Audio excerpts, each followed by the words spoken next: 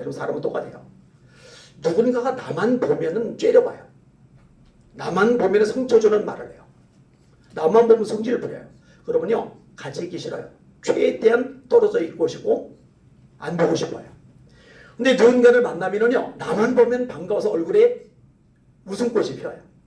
커피 한 잔 뽑아주고 밥 사주고 선물해주고 나를 좋아하고 사랑하고 아껴주는 게 누가 봐도 환히 보여요. 이런 사람하고라면 함께 있고 싶겠죠. 근데 하나님이 저와 여러분을 대하실 때요 후대하신다 이렇게 성경이 말씀을 해주고 계셔요. 제가 시를 좋아해요. 그래서 어릴 때부터 시를 썼어요. 너무 힘들고 외롭고 슬퍼가지고 글을 끄적거리다 보니까 시인이 됐어요.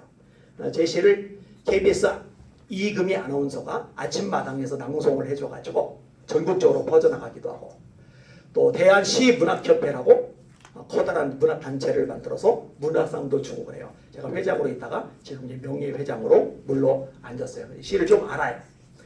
근데 시편을 읽다가 다윗의 시 중에 이상한 구절을 하나 발견을 했어요. 내 부모는 나를 버렸으나 여호와는 나를 영접하시리로다. 시는 단순히 상상의 산물이 아니라 시인의 아픔, 경험, 삶의 흔적이 묻어 있거든요. 내 부모는 나를 버렸으나 여호와는 나를 영접하시리로다. 아니 다윗이 언제 부모에게 버림받았지? 이게 무슨 뜻이지? 궁금해졌어요. 그리 말씀을 묵상하며 파고들기 시작하는데 딱 떠오르는 장면이 있어요. 다윗의 아버지 이새의 집안에 사무엘 국가 지도자가 찾아온 거예요. 그래서 자녀들 다 모아놓고 제사를 드리게 돼요. 집안 잔치를 벌이게 돼요. 그런데요 이상해요. 7명의 형들은 이 집안 제사에 참석을 하게 하는데 다윗은 혼자 들판에서 양을 쳐요. 여러분 엘리압이 면접을 봐요. 아웃이에요. 둘째, 셋째 아웃이에요. 그럼 넷째쯤 사무엘 지도자 면접을 볼 때 첫째나 둘째 보고 야, 너 다윗하고 바톤 터치. 내가 잠시 양 좀 치고 다윗도 이 국가 지도자 사무엘 선지자님 얼굴 좀 뵈야지. 인사 좀 시켜야지. 그러니까 다윗 좀 오게 해. 이래야 되는데요. 7명의 아들이 다 지나가도 다윗을 안 불러들여요. 사무엘이 이상한 거예요. 분명히 이 집에 기름 부어 왕을 세울 자가 있다고 하셨는데 아무도 없는 거예요. 그 누구 더 없냐고 그랬더니 아직 막내가 있는데 들판에서 양을 치고 있다고. 그럼 그를 내려오라고. 그러니까요 그제서야 다윗을 불러들이는 거예요. 여러분 생각을 해봐요.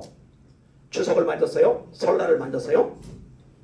여기는 타국이라 한국만큼 크게 지내진 않지만 여러분 집안 일가친족들 다 모여서 잔치를 벌이는데 아들 한 명 딱 짓더니 야, 넌 공장 가서 일이나 하고 있어. 상처가 될 겁니다. 이 구절이 이 모습이 보여요. 이게 보이고 나서부터 다음 내용들이 또 보이기 시작하는 거예요. 블레셋과 이스라엘 사이에 전쟁이 발발을 했어요. 이새의 세 아들이 전쟁터에 따라 나가요. 아버지가 아들들의 안부가 궁금하니까 다른 아들 한 명을 보내서 전쟁터 위험한 곳에 보내서 첫째, 둘째, 셋째가 잘했는지 확인을 하고 싶은 거예요. 그럼 여러분들은 먼 곳이에요. 전쟁터 아주 위험한 곳이에요. 아차면 죽어요. 이런 위험한 곳에 심부름을 보내면은 나이 든 형을 보냅니까? 막내를 보냅니까? 넷째, 다섯째, 여섯째, 일곱째 다 제끼고 막내 야 다윗 너 전쟁터 가봐. 이 집구석이 좀 이상하다. 이 다윗이 언제 천배 앞이네. 그 다음에 또 다른 구절이 눈에 들어오는 거예요. 사무엘상 17장의 말씀인데 다윗이 골리앗과 싸우기 직전의 모습이죠. 다윗이 전쟁터에 갔더니 골리앗이 난리를 치는 거예요. 다윗이 군인들하고 이야기를 나눠요. 첫째 형 엘리압이 그 다윗을 봤어요. 지금 다윗은 막내 8째, 엘리압은 첫째. 그럼 1살 차이로 태어나도 7살 차이, 8살 차이, 2살, 3살 차이로 태어나면 10몇 살 차이. 막내가 위험한 전쟁터에 왔으면은 아이고 우리 막둥이 왔구나. 너 덥지? 물이나 일단 마셔. 물 좀 죽여. 등 도닥여주면서 아이고 너 수고했어. 이 먼 곳까지 위험한 곳까지 우리 막내가 왔네. 이래야 되는데요. 첫 번째 반응이 뭔지 아세요? 노를 발아요. 화를 내요. 그 다음에 뭐라고 그래요? 너 교만해. 너 마음이 완악해. 그 다음에 또 한마디 더 덧붙여요. 너 전쟁 구경하러 왔지? 여러분 사람 가장 열받을 때가 언제냐면요. 많이 알면서 어거지 부릴 때예요. 아버지 심부름으로 형들 안부 확인하러 온 줄 빤히 알면서 너 전쟁 구경하러 왔지? 여러분 개인적으로 불러서요. 1대1로 불러서요. 여러분 보고 누가 그러는 거예요. 집사님. 내가 한 1년 동안 집사님을 지켜봤는데 집사님은 참 교만해. 마음이 완악해. 이 마음이 완악하다라는 표현은 구약에서 많이 나와요. 강팍하다, 목이 굳다, 완악하다 같은 표현으로 써요. 하나님이 심판하기 직전에 악한 영적 상태, 내면의 상태를 표현할 때 이런 표현 써요. 강팍하다, 목이 굳다, 마음이 완악하다. 이걸 동생한테 하는 거예요. 사람들 다 보는 앞에서. 1대1로 불러서 뭐라고 해도 기분이 나쁘고 열이 날 텐데 사람들 다 보는 앞에서 완전히 망신도 이런 망신이 아니에요. 야, 이상하구나. 다윗이 집안에서 아버지에게도 대접을 못 받고 형에게도 대접을 못 받는구나. 여러분 골리앗 앞에 갔을 때 골리앗도 비웃죠. 너 나를 개로 알고 막대기 가지고 나왔느냐? 근데요 여러분 이런 다윗, 저 구덩이에 드레스판에서 양이나 치고 있는 다윗, 불름 받지도 못하는 다윗, 형에게 무시당하는 다윗, 아버지에게 무시당하는 다윗, 이 다윗을 하나님이 눈여겨보시고 높여주세요. 사무엘의 7장에 보니까 다윗이 감격해요. 이렇게 말합니다. 하나님, 나는 누구며 내 집은 무엇이간데 나로 여기에 이르게 하셨나이까. 내가 잘나서 똑똑해서 능력이 많아서 통치력이 대단해서 이렇게 위대한 왕이 되었다. 이런 개념이 없어요. 여러분 구약시대에 보세요. 사울왕이 초대왕이에요. 그 직전이 사사시대예요. 메소포타미아 왕 구산 리사다임 때문에 나라가 박살나요. 가나안 왕 야빈 때문에 나라가 족토화가 돼요. 미디안 아말렉 동방 사람들 때문에 전부 다 죽을 지경이에요. 산에 동굴에 숨어 지내요. 블레셋 때문에, 아람 때문에, 암몬 때문에 나라가 엉망이에요. 근데 다윗이 왕이 되고 나서 어떤 일이 발생하느냐? 아람에 수비대를 둬요. 아람이 조공을 맞아요. 모압이 조공을 맞아요. 암몬이 쩔쩔매요. 블레셋이 깨끼해요. 에돔에 수비대를 둬요. 근데 이렇게 된 요인이 뭐냐? 계속 반복해서 나와요. 다윗이 어디를 가든지 여호와께서 이기게 하시리라. 다윗이 어디를 가든지 여호와께서 이기게 하시리라. 하나님이 다윗을 후대하신 거예요. 여러분 잊지 마세요. 아버지가 무시해도 형에게 괄시받아도 대적들이 하찮게 여겨도 하나님이 후대해 주시면 게임 오버입니다. 할렐루야. 그 하나님 믿으시길 바랍니다. 할렐루야. 제가 이 후대라는 말을 참 좋아해요. 여러분 누가복음 19장에 보면 삭개오가 있죠. 가슴에 구멍이 뚫린 남자예요. 세리거든요. 매국노. 손가락질해요. 수근거려요. 아무도 삭개오의 집엔 안 가요. 재수 없으니까. 아무도 삭개오를 자기 집에 초대해 주지 않아요. 꼴보기 싫으니까. 근데 세리 삭개오의 귀에 예수님 소식이 들리는 거예요. 그 대단하신 분이 세리에게도 죄인들에게도 친구가 되어 주신다던데 예수님이 보고 싶은 거예요. 그 예수님이 오셨대요. 뛰쳐나갔어요. 근데 예수님은 슈퍼스타예요. 인기가 얼마나 좋은지 몰라요. 사람들이 뺑뺑 둘러싼 거예요. 삭개오가요 비집고 들어가려고 하는데 안 비켜줘요. 미움받는 사람이니까. 모든 발 뜨고 보려 하는데 안 보여요. 성경에 삭개오는 키가 작다고 되어 있어요. 야, 나는 예수님 얼굴 보는 것도 안 될 팔짱가 보다.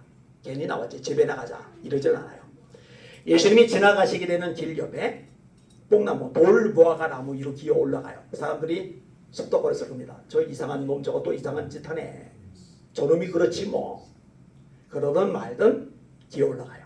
나무가지 제치고 잎사귀 제치고 이제 위에서 내려다 보니까 군중도를 지나서 예수님의 얼굴이 보여요.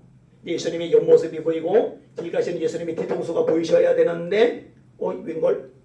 예수님이 방향을 들어서 뽕나무 쪽, 자기가 이런 쪽으로 걸어오고 계세요. 상상해 봤어요? 가슴이 심히 뛰었을 겁니다. 아니겠지. 설마 곧 저 길로 가시겠지. 내가 올라간 나무 밑에까지 오지는 않으실 거야. 설마. 근데 웬걸. 나무 밑에 오시더니 올려다보세요. 나무까지 붙었을 것 같아요. 청천벽력 같은 말씀이 나와요. 삭개오야. 미움받는 삭개오를 해서 이분이 우리 동네 유지 삭개오이십니다 라고 소개해 줄 리가 없어요. 삭개오는 단 한 번도 예수님 마이 네임이즈 삭개오하고 소개한 적이 없어요. 근데 예수님이 삭개오 이름을 아시는 거예요. 삭개오야 내려와라. 내가 오늘 네 집에 유하여야 하겠다. 이걸 후대라고 해요. 제가요 성경을 너무 좋아해요. 정말 열심히 읽었어요.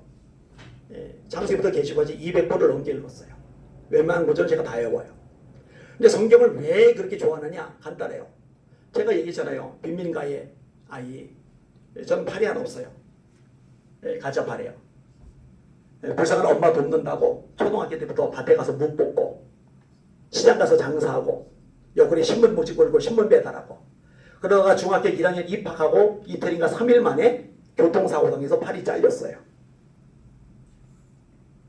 가난하지, 아버지 사랑 못 받지, 병원 생활 오래 하다 보니까 학교 1년 줄어서 친구들을 없지, 몸은 불구자지. 세상에 나한테 관심 가져주는 사람 없더라고요. 선생님들 공부 잘해야지 관심 갖죠. 집안 좋아야지 관심 갖죠. 인물 좋아야지 관심 갖죠. 세상에 어느 누구도 나한테는 관심이 없어요. 그런데 성경을 읽어보면 예수님은 달라요. 예수님께 다가가는 사람, 야 너 냄새나, 야 너 꼴 보기 싫어, 야 너 하찮은 네가 감히 내게 다가오다니 하고 밀어내시는 적이 없어요. 손을 내밀 때 야 그 더러운 손 어디 감히 나에게 내밀어 뿌리치신 적이 없어요. 내민 손 잡아주시고 다가가는 사람 안아주시고 품어주시고 위로해주시고. 이런 마태도 세리잖아요. 저주받은 존재 세리가 신약 제일 처음이라는 마태복음의 저자가 될 줄 누가 알았겠어요. 후대하심이죠. 저는 예수님이 좋아요. 예수님을 성경을 읽을 때마다 발견할 수 있어서 너무 좋았어요. 그래서 읽고 또 읽고 읽고 또 읽고 하다 보니까 지금 습관이 되어버렸어요. 지금도 날마다 말씀을 읽고 암송하고 묵상하면서 새 소망, 새 생명을 누리며 살아가고 있어요. 여러분 잊지 마세요. 세상 모든 사람들이 여러분을 외면하는 가장 절박한 순간, 가장 깜깜한 순간, 가장 지치고 외로운 순간이 올지라도 예수님은 마지막 순간까지도 여러분을 후대해 주십니다.